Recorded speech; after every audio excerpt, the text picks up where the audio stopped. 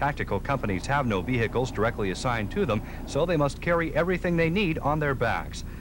For most, it was their first time overseas, and the new surroundings made the walk anything but boring for them, while the local villagers hardly took time to notice. The journey took them up hills and down muddy, winding roads, traversing rice fields, being ready for spring planting. The soldiers have had several training exercises in the cool hills of California and began doing PT twice a day in preparation for their first joint exercise as a light infantry. What can these men of the Army's 1st Light Infantry expect from Team Spirit 85? Well, according to Lieutenant Darren Wilcox, the executive officer for Alpha Company, more road marches and sleeping out under the stars. Lieutenant Wilcox also says that Team Spirit 85 is a chance to prove the viability of the light infantry concept. Air Force Sergeant Ron Tull, AFKN News, somewhere east of Yeoju. Hot on the tail of the 7th came the Republic of Korea Marines, stepping off their C-123s and C-130s ready to hit the dust-ridden trails. Highly motivated from the time they stepped off, they were ultimately to see considerable field activity. And as the ROK Marines headed to the hills, the U.S. Special Forces Group based at Fort Lewis, Washington made their Korea debut in Silk. A 13-hour silent flight aboard Air Force C-141 cargo planes, no radio transmissions between air and ground, peaked when the 150 members of the Army's elite parachuted into the Dust Bowl around Yeoju, while Air Force fighters screamed low in cover formations to protect them.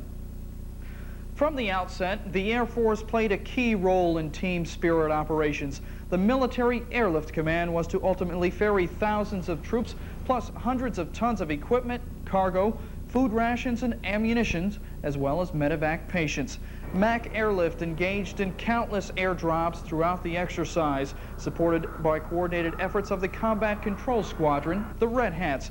Traveling the exercise area, the Red Hats set up landing zones and low-altitude parachute extraction system, or LAPS drops, for resupply.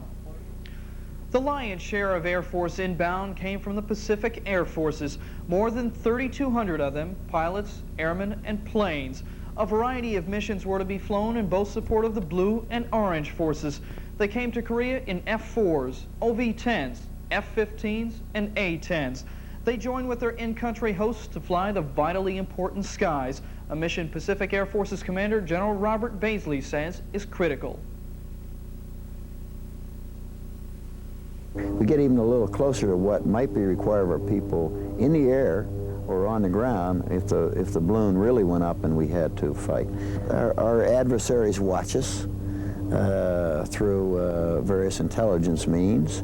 We get a lot of publicity in this through the free press and the open media, and they know it. And it's important they know that we have the capability to get the forces in place, and when those forces get here, they know that we have the capability to fight hand in hand with our allies, the Koreans, in combined operations and coalition warfare. But there was more to the Air Force involvement than just planes. Communication units were everywhere, fulfilling a variety of assignments. One that provided some stimulation was a 42-member Commando Shoe Combat Team that traversed the countryside playing havoc with communications networks. Their goal, challenge operations people in a simulated threat environment to test skills in countering communications espionage. And then the day came, D-Day, March 20th. The action broke on a variety of fronts in the ground exercise area, in the air, and on the beach at Toksokri. The dawn was shattered, the surf lapping gently at the shore, being replaced by the sounds of engines and amphibious tracked vehicles. The Marines, ROK and US, had arrived. The complex amphibious assault operation culminated with the pre-dawn assault on a darkened beach, the shadows heightening the tensions as Marines edged through the night in groups, off the ships and into the landing craft, and then in waves onto the sandy shore. The USS Tarawa, a modern amphibious assault ship, was the focal point of the U.S. Marine activity. The support vessel for the 9th Marine Amphibious Brigade, the Tarawa has been here before, disgorging its Marine foot soldiers while sending helicopters aloft from another section of its spacious deck. Supported by a 7th Fleet Aircraft Carrier Battle Group, the carrier Midway joined the operations.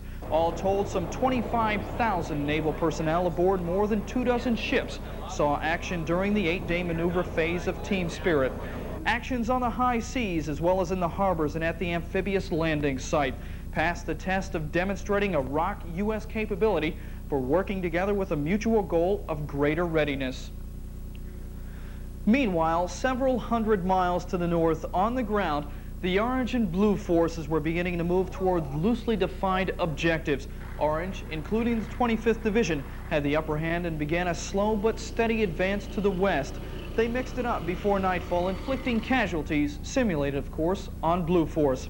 As day 2 dawned, the firefights on the ground laid open the chance for the medics to ply their skills. We had 3 reporters and camera crews at the critical junctions of the mass casualty exercise.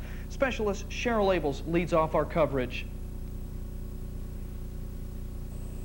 With the battle come the casualties, and the phrase "hit the ground running" takes on a whole new meaning as the 2nd Medical Battalion, 2nd Infantry Division started their mass casualty exercise. And the word exercise becomes a thing of the past as months of training kicks into high gear. It's pretty good. It's a lot of good training. What kind of feelings do you have right now? I mean, does this feel pretty real? Yeah, it feels pretty good. It's the first time I've ever done this, and it feels pretty good. The scenario for this particular exercise had infiltrators arriving, and a subsequent firefight broke out, which left casualties with gunshot wounds, a traumatic amputation, and burns. The medics determined the severity of the wounds on location, with the most severe medevac to the 43rd MASH. The remaining are given temporary treatment and sent on to the clearing station. Sometimes when you're training, it looks like you're training for naught, but when we have an exercise like this and they start noticing that the things that they've worked hard to learn are coming into play, their emotional state improves, and they feel really good about themselves and about all the training that they've been able to accomplish. The soldiers we talked to today were all of one mind. They said while the months of training might have made their job seem overly familiar, today's mass casualty exercise and the experience of saving lives in the field made it all worthwhile. And now taking you airborne with the soldier receiving treatment is Specialist Mark Vega. The call came in at dark 30 this morning, and as soon as grid coordinates and aircraft were checked and double-checked, the first dust-off crews were in the air flying toward the victims in the mass casualty exercise. The key to being interoperable with forward units seeking help and rear area MASH units providing needed treatment is coordination, according to Captain Thomas Fletcher, 377th Air Ambulance Company Commander. It's almost like a rehearsal type business, the cohesion between the crew there. Each one of them has their particular slice of duties, and it's almost rehearsed in that. I don't want to say rehearsed in a can type of rehearsal, but since each one of those crew members has done this numerous occasions before. The Blackhawks that serve as air mobile ambulances have the capacity to transport 4 litter and 3 ambulatory patients on one load. Though turnaround time varies with each mission, the choppers can fly for 2.5 hours before refueling, and for training purposes, that's enough time to complete 4 transport missions. Though treatment received during transport is usually minimal, with each turn of the rotor, the air-vac patient is closer to seeing his or her first doctor since becoming a casualty. Aside from the uniqueness of giving medical attention to those in need under such trying circumstances, the most amazing aspect of the dust-off mission deals with the importance of real understanding amongst the crew. The pilot, co-pilot, medic, and crew chief all have to perform their own missions while giving constant consideration to the function of the other crew members. When someone else's life is at stake, that teamwork is critical. For the final piece in the mass casualty exercise puzzle, we turn to Specialist Jim Heller at the site of the ultimate tactical destination of the wounded, the field hospital. It looked hectic, but it couldn't have been a more welcome sight. After going through a battalion aid station and a clearing point, the wounded soldiers participating in the mass casualty exercise were medevaced to the 43rd MASH. They were taken off the helicopters and transported to a triage area where doctors evaluated their condition and sent them on for further treatment. The steady flow of casualties and the wide range of simulated injuries gave the doctors and medics realistic training. They were forced to evaluate, treat, and move patients quickly, just as they would in a real mass casualty situation. Specialist 5 Sheila Pontes, a medic, says the training was real life, a chance for medics both young and old to get out and perform under fire. It takes you out of the hospital environment and shows you exactly what we're meant for, and what we're meant for is wartime. to move the troops out and get them evacuated and give them medical care promptly. So this gives you a baseline as to what you're actually here in the Army for, not just hospital duty, but for field operations and getting the patient seen. And that's what this is for, and I think it's good. After being treated at the 43rd MASH, the patients will be transported to other locations during Team Spirit. Lieutenant Colonel Homer Wright, commander of the 43rd MASH, says despite some initial confusion, the mass casualty exercise went smoothly.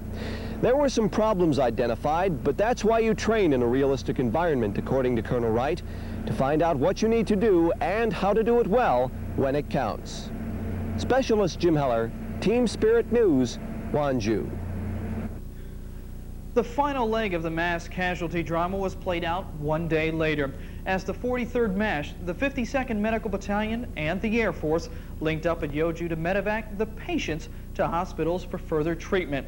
Lieutenant Colonel Jack Roden, commander of the 52nd Med Battalion, summed up Team Spirit for his troops, saying that there's a lot of things a soldier can do in the classroom, but when you throw a big operation like Team Spirit, the adrenaline starts to flow and things begin to happen that you just can't generate in the school environment. With more than 150,000 troops in the field, not to mention the thousands aboard ships and those overhead, there had to be someone responsible for calling the shots, ensuring that everyone was doing what they were supposed to be doing. And those people were there, injecting obstacles in front of units, forcing field commanders to make decisions on what and how to oppose or defend, and at the right time. They were the controllers, indistinguishable from the participants, except by the orange, blue, and white armbands.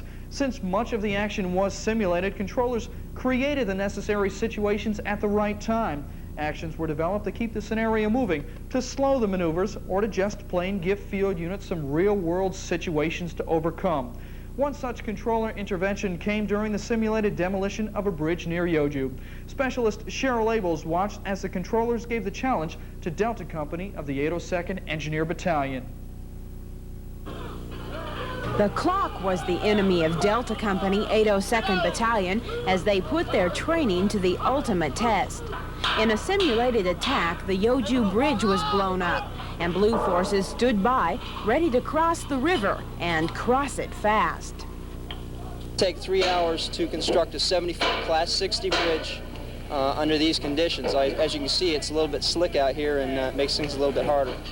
We're also working in confined space because we're not really in an area that, allows a lot of space. It was up to Delta Company to get the Blue forces back on the move. That meant pulling together, pushing teamwork to the limit, but always keeping in mind that the adverse weather had created a safety hazard. Things are very slick. We have a lot of problems just trying to keep people from getting hurt. If a piece, for example, one transom is 800 pounds, as a panel is 600 pounds. If it falls on somebody's foot, it's liable to break their foot, or whatever it falls on. Keeping the troops moving, that's important when you're the aggressors, and the blown-out bridge was no problem for the Blue forces, with Delta Company 802nd Battalion on their side. Specialist Sharrell Ables, Team Spirit News, Yeoju. While much of the ground exercise was free play, allowing commanders to exercise vast amounts of creative initiative, there were still training objectives and milestones to be met, and that meant that each side had to have a chance to be on the offensive as well as the defense. By day 3, Blue Corps was involved in a tactical withdrawal across the Han River with the Orange in hot pursuit. Infantry soldiers struck hard and fast, effectively dealing with the rugged terrain. Before the sun's rays had burned through the day's first mists, Orange had met the river challenge itself, fording with men and equipment on the move, seeking to disrupt the Blue forces. But not all Orange Force soldiers walked or crossed the rivers. Others went by air mobile. Specialist Mark Vega was on the landing zone as the ROK soldiers arrived. Speed is the name of the game when the Orange Force soldiers move. In what would be a routine airlift in time of war, a battalion-sized unit of foot soldiers and their accompanying vehicles were airlifted, credited to Orange Force operations. 3/4 of an hour is all the mission took. That speed is vital in winning a fight, and in the eyes of the infantryman, mobility is the key. The quick movement is very important in battle, I think. Using the helicopters and the other vehicles, we have power, and we have energy to face the enemy, I think. Many of the ROK soldiers participating in Team Spirit 85 have never worked this closely with American GIs before. Well, for what first impressions are worth, after riding an aircraft piloted by Americans, many of the Korean infantrymen told me, "기분 좋다." Translation, the ride felt so good. Specialist Mark Vega, Team Spirit News, near Moonmock. Hours later, the predetermined scenario mandated change. Blue was to turn the table. Orange forces found itself on the run. And Army Sergeant Jay Field found himself in the thick of the action as Blue Force launched an offensive. This is 906, Roger. The Blues attacked at dawn. Only moments before, the tiny village on the South Han River near Ipoh had seen the sun rise peacefully. Later, the sun would be hazed by the intensity of the battle. The Blues are on the offensive, no question about it. The balance of power has apparently swung over to them, and they're on the way. And all we can do is try to hold them up as long as possible and fight our way back. So it looks like about an hour before you head. The Orange forces held off the Blue Force advance, but only long enough to complete a hasty withdrawal. After 4 days of fighting, the Blue forces gained the upper hand with reinforcements and a redefined battle plan. Exercise controllers were in the thick of things, directing traffic, so to speak. To Sergeant First Class Cecil Ramirez, the opportunity to control the game was an opportunity to learn. Some of the tactics, because I'm not an infantryman, I'm a different branch, and I'm learning some of the tactics from the artillery and some from the infantry and how they advance, and I'm learning quite a bit off of myself. So I'm really enjoying it. It's quite an experience for myself. While Orange Forces infantrymen were covering the withdrawal, engineers were standing true to their motto, first in, last out. The men who put the bridges together also had to blow them up and build tank traps to impede the advance. For the Republic of Korea soldiers, the crossing was one of total interoperability. And also we believe U.S. good support in our nation. Do you think the U.S. soldiers are helpful? Yes, very helpful and understandable. They are very kind and nice people. We understand together very much. As always, the ground maneuver was aided from above. Orange Force helicopters screened the movement, while Blue Force fighters sought to destroy enemy armor. According to one Blue Force soldier, the scenario here was the best ever. The training is good, the experience is good, because anything happen. I mean, this isn't no kind of game or anything. So this training right here is very serious training. With the balance of power now on the blue side, the Orange forces are withdrawing and will be on the defensive for the remainder of the exercise. But in team spirit, the role one plays is not important. Rather, it's the valuable training lessons learned in the mock battles that count. Army Sergeant Jay Field, Team Spirit News on the front line. The infantryman, the ground pounder, the grunt, is on the front lines and his role is vital. But there are supporting combat units that are in charge with protecting the foot soldiers. They're the tankers, a breed which thrives on the thrills of battle. As the sun rears its head over the horizon, you'll find them watching and waiting, primed for the battle, ready on a moment's notice. The tanker in his steel box on tracks. It can be a solitary life, but that solitude is the thread that binds the crew together. Have a lot of fun, you work together too. You get a real good friendship with the crew. And it's a lot of teamwork to make it through. There's a lot that has to be done. So it takes just a lot of teamwork, everybody working together to get the job done. The pre-dawn hours are the toughest, fighting the darkness and the cold, sensing the battle ahead, going over months of training in moments.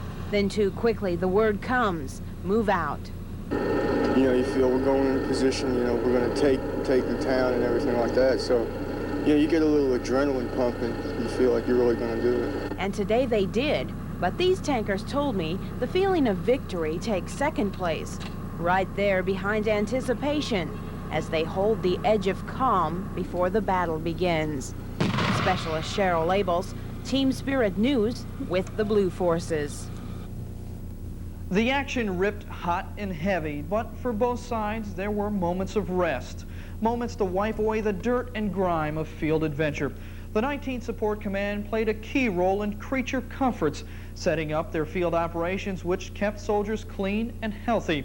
Food for Team Spirit funneled through quartermaster and supply and services companies, from warehouses to the soldier in the field. Field laundries were set up to wash away the dust and mud, while shower points were but yards away to bodily clean the troops themselves. And there were other 19th Support Command personnel from the 194th and 227th Maintenance Battalions who were checking on the purity of water to be consumed in the field. Support soldiers kept the Team Spirit cogs turning. Fuel, as we mentioned earlier, was crucial to all Team Spirit action. In the center of the exercise area was the fuel line to victory. It's an operation that would make the local Chevron and Union 76 look small time. The gas station, operated by the 114th Quartermaster Company, dubbed the Fuel Line to Victory, pumps out several thousand gallons of fuel a day. We pump basically three products, JP4, diesel fuel, and MoGas. Capability of pumping approximately 25,000 gallons an hour if necessary. Specialist Daniel Hankey, Petroleum Laboratory Specialist, is assisted by 4 Korean Service Corps workers in issuing the fuel. Some of them help me with my quality control work under direct supervision. As far as the actual fuel issuing goes, they work in that end of the field also. They help set up, they help tear down, they do anything that a GI would do, and they do it just as good. Despite the somewhat unglamorous conditions, Hankey still has his lab work to do. In a field environment such as this, it's quality control specialist. Quality control in the field presents several problems. The more fuel is handled in a field environment with temporary fuel issue facilities, as the units we support have set up, the possibility for contamination is greatly increased. I just ensure that fuel hasn't been tampered with in any way in transit to this location. I check for water, visual check for sediment, fibers, and aircraft fuels. Check color of the fuel, which can indicate possible contaminating. I do an aqua glow, which is checking for water that can't be seen by the naked eye. As the exercise phase begins, the importance of the fuel line to victory becomes more evident. Anybody knows if you can't get fuel, you can't move. It's got to be here now. It's got to be on grade. It's got to be ready to go. That's why we're here.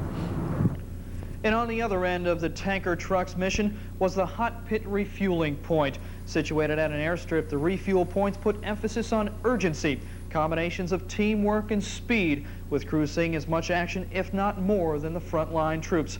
As many as 140 aircraft gassed up in a single day.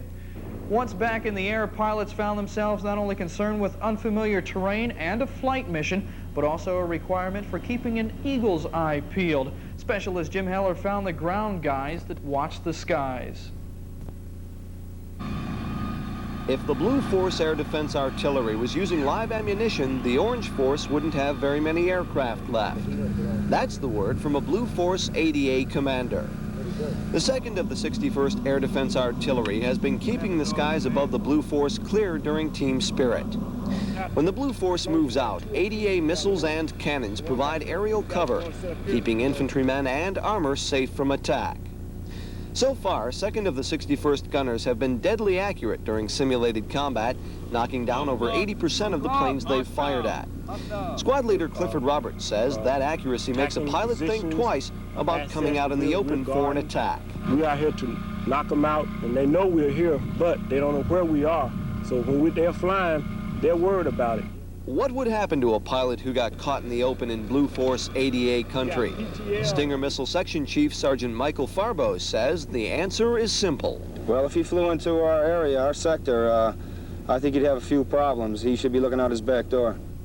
2nd of the 61st Headquarters Battery Commander, Captain Greg Story, says air defense artillery is vital to both armor and infantry. Without it, they'd be unable to move safely.